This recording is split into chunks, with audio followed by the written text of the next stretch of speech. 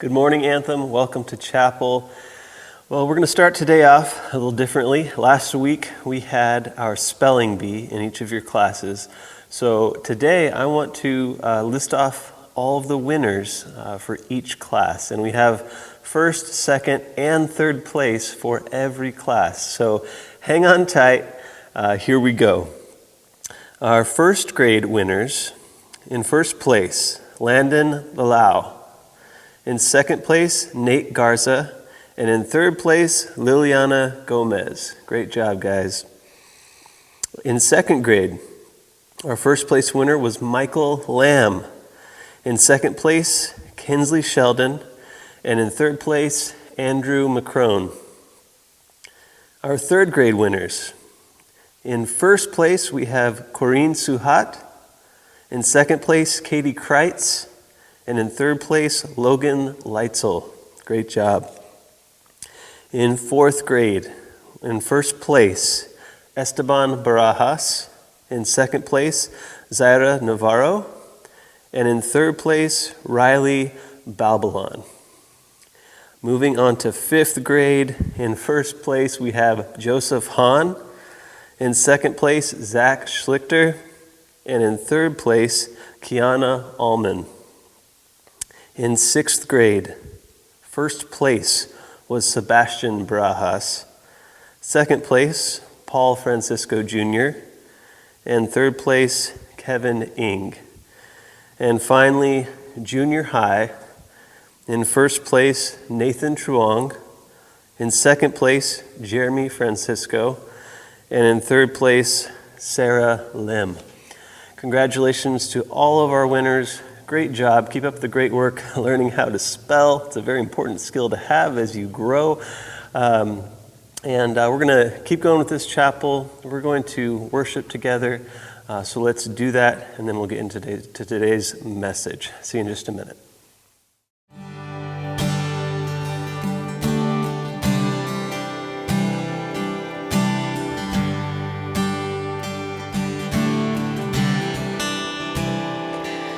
When darkness tries to roll over my bones, when sorrow comes to steal the joy I own, when brokenness and pain is all I know, oh, I won't be shaken, I won't be shaken. 'Cause my fear doesn't stand a chance when I stand in your love. My fear doesn't stand a chance when I stand in your love. My fear doesn't stand a chance when I stand in your love.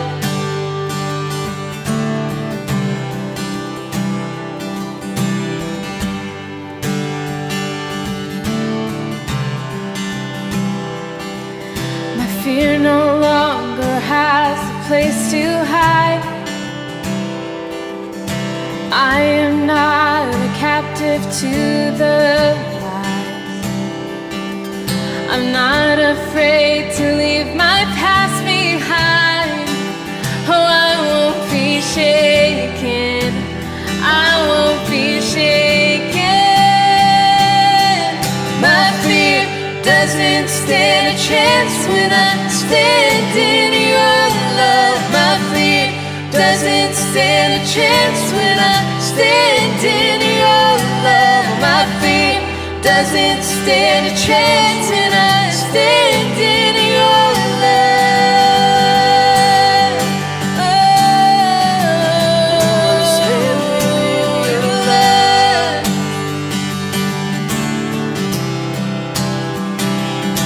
There's power that can break off every chain.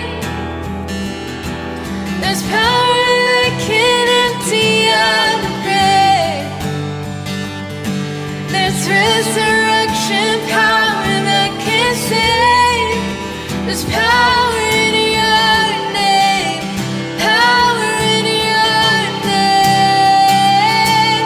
There's power that can break off every chain.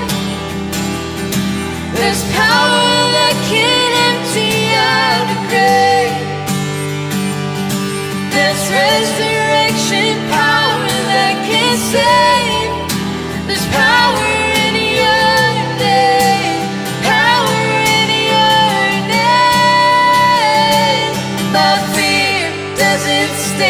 chance when I stand in your love. My fear doesn't stand a chance when I stand in your love. My fear doesn't stand a chance when I stand in your love.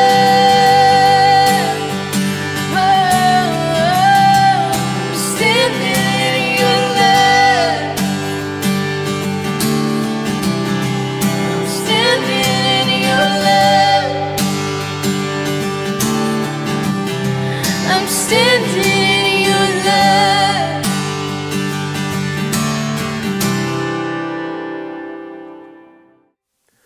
Well, today we're going to do something a little bit different than we've normally been doing. We've been looking at Bible characters and parts of their story so that it can influence our story. And today we're going to take just a little short break from that, and we're going to be talking about the wonderful topic of love.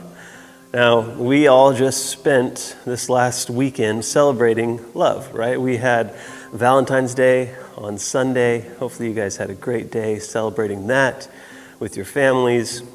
Last Friday, a lot of our classes had parties where we got treats and candy. We got to hand out Valentines. And this whole day, February 14th, every year, is a year that we focus on this idea of love. We show love for those in our lives that mean the most to us. For us teachers, we have spouses, husbands, and wives that we celebrate our love for them. For you kids, you have parents, you have friends, people you love that are in your life, maybe even grandparents, and you show love for them, maybe by giving them a Valentine or a card or some flowers. And it's a great day. It's a great thing that we can all, as a nation really, as we celebrate this holiday all over the country, that we can stop and remember those that we love. It's really fun. But what I want to suggest to us today is that even though, Valentine's Day we make a big deal about it every year, and it's this big to-do, we are supposed to be loving people and showing love and giving love every other day of the year too. And I know many of you know this, right? We're not just supposed to show our love on Valentine's Day, but sometimes I think we forget because we're all people, we're messed up, and there are days that I am not as loving as I should be to my wife, to my kids, to my friends, to whoever. And I'm sure if you think about it, there are days that you may have where you're not as loving as you can be. In the Bible, love is a central theme. When we talk about God's relationship with humanity, love is at the core. God created us, and He gave us this pathway to follow so that we could have the best lives possible here when we follow His path for us, but also simply because He loves us. He loves His creation, and we see that all throughout the Bible. In the New Testament, Jesus and His message, His central message, His central theme all came down to love. In John 3:16, a verse that many of you have heard before, He says, God so loved the world that He gave His one and only Son so that whoever believes in Him should not perish. And we as Christians hold that verse and cling to that verse because it's good news, right? God loved us so much that He sent His Son, Jesus, to die as a sacrifice for us. When Jesus was asked about the greatest commandments, right? These people were asking Jesus about, hey, what's the greatest commandment? They're kind of trying to trick Him because the Old Testament and the Old Testament writings, they had those when Jesus was around. And they had all these laws and all these commandments. And so they're trying to trick Jesus. And they say, what is the greatest commandment? And they're waiting to hear what He says. And He says, the greatest commandment is to love the Lord your God with all your heart. Love God. And the second is like it, meaning it's almost equal to it. Love your neighbor as yourself. And so when we boil down, Jesus and his ministry and his teachings, we can really uphold two things: love God and love people. And if we can each day live our lives with that in mind, then we're doing the best we can with this life that we've been given. This weekend, my wife and I were contacted, and we were given some interesting, really heartbreaking news about this leader that we have some ties to. And a dear friend of ours was this amazing speaker. He would travel all over the world, and he was one of the smartest guys that I've ever known. And he, as one of the smartest guys I've ever known, he worked for a guy who was arguably even smarter than he was. And he would travel with him all over the world, and they'd speak and they'd talk about God and Christianity, and they did amazing work. And this guy, who was even smarter than my friend, he passed away last year. And with this amazing ministry behind him, it's just come out that he didn't love people the way he should have.